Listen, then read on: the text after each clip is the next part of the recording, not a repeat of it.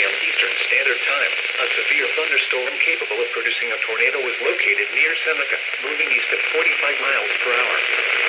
Hazard, tornado. Source, radar indicated rotation. Impact, flying debris will be dangerous to those caught without shelter.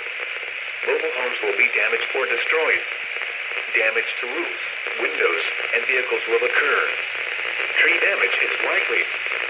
This dangerous storm will be near Central, 6 Mile and Pleasant. Take cover now.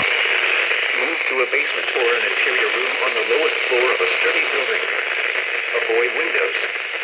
If you are outdoors, in a mobile home, or in a vehicle, move to the closest substantial shelter and protect yourself from flying debris. Please report damaging winds, hail, or flooding to the National Weather Service by calling toll-free 1-267-8101 or by posting on our Facebook page or tweet it using hashtag NWSGST. Your message should describe the event and the specific location where it occurred. Repeating, a tornado warning has been issued until 6:45 p.m. Eastern Standard Time for the following counties in South Carolina: Anderson, Oconee, and Pickens.